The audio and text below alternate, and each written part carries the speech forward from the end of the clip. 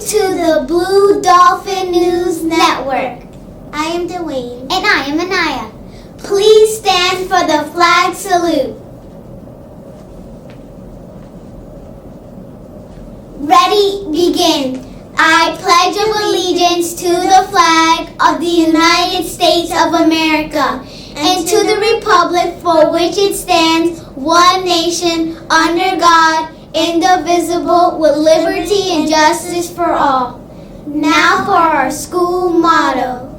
Be safe, live responsibly, understand, respect, and encourage each other. Go Blue Dolphins! You may be seated. Joke of the day. What do demons eat for breakfast? I don't know. What? Deviled eggs. Here is a fun fact.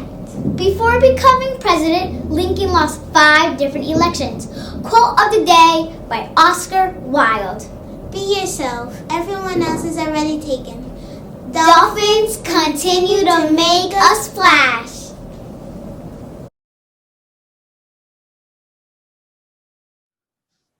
Hello, amazing human beings. I'm so excited to be here, Miss School Counselor, Miss Rodriguez, and we're going to spend the whole week talking about phenomenal people. So I've been given a few suggestions from teachers, so I'm excited to get those started. But I thought for today's session, we would talk about you being phenomenal. Like maybe there's some dreams that you have that you really want to accomplish, that you want to see done. And I thought of this awesome book that's out there called Grace for President. And I thought of you. Maybe you want to be the president or the vice president of the United States. Or maybe you want to do something else that's similar to that. And why not? Why can't it be you? So I'm going to share this really sweet book called Grace for President. Make it larger. Grace for President. And I was actually going to read it, but the person that reads this book has a pretty cool voice. So I'm going to let him read the book to you, even though I enjoy reading it. But it's called Grace for President. I want you to really listen to the story and see how, you know what, she had some really great dreams and aspirations to want to be the president. So let's see why. Capuccio. Pictures by Leon Pham. As read by Paul Cuthbert. One Monday morning in September, Miss Barrington rolled out a big poster with all the president's pictures on it. Grace Campbell could not believe her eyes. Where are the girls? That is a very good question, said Miss Barrington. The truth is, our country has never had a woman president. No girl president ever? Grace asked. No, I'm afraid not, said Miss Barrington. Grace sat at her desk and stewed. No girls? Who had ever heard of such a crazy thing? Finally, she raised her hand. Yes, Grace? I've been thinking it over, and I'd like to be president. Several students in the class laughed. Well, I think that's a star-spangled idea, Grace, said Miss Barrington. In fact, we can have our own election right here at Woodrow Wilson Elementary. The snickering in the room stopped. Grace smiled. Would anyone else like to run for president? Miss Barrington asked the class. Nobody raised their hand. Becoming president was going to be easy, Grace thought. The next day, Miss Barrington made an announcement. In the name of democracy, I have invited Mr. Waller's class to join our election. Their class has nominated Thomas Cobb to be their presidential candidate. Grace's heart sank. Thomas was the school spelling bee champion. His experiments always took a blue ribbon in the science fair, and he was captain of the soccer team. Becoming president wasn't going to be so easy after all, Grace thought. The teachers put the names of all 50 states and the District of Columbia into a hat. Everyone, except for Grace and Thomas, got to choose a state. I'm Texas, said Anthony. I'm New Hampshire, said Rose. I'm Michigan, said Robbie. What does the number 17 mean? Each state is assigned a number of electoral votes. That number is determined by how many people live in that state, said Miss Barrington. Each of you will be a representative for your state.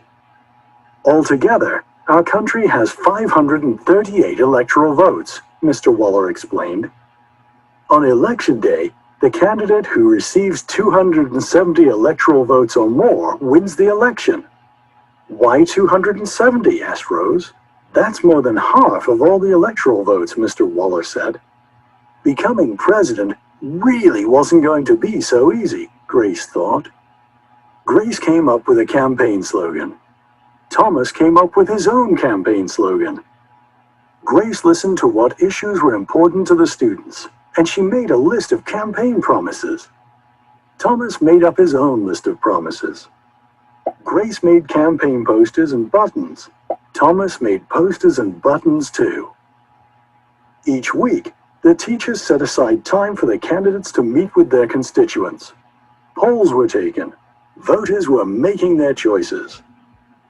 Grace continued to campaign. At recess, she gave speeches. During lunch, she handed out free cupcakes.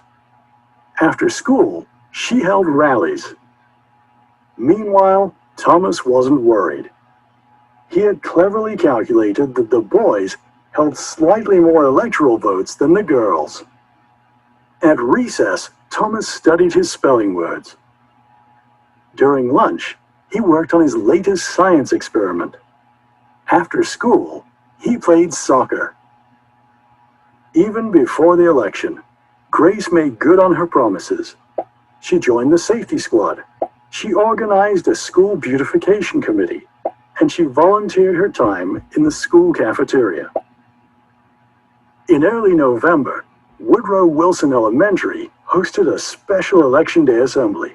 Grace and Thomas took their places on stage as the school band began to play. Henry was the first representative to approach the microphone. The Yellowhammer State of Alabama cast its 9 electoral votes for Thomas Cobb.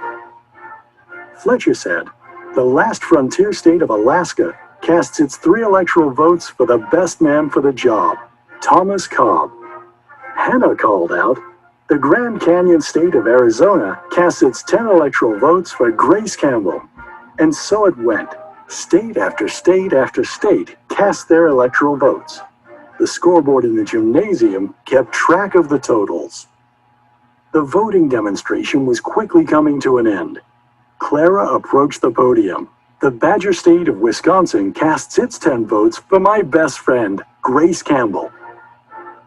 Grace looked at the scoreboard. Thomas had 268 electoral votes. She had 267.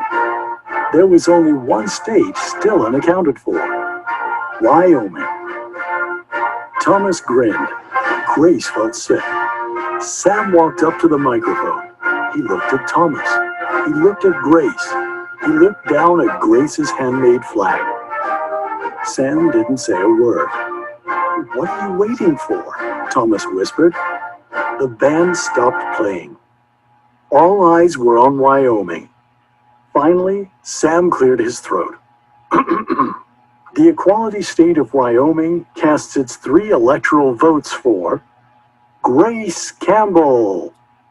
The gymnasium erupted in loud cheers. And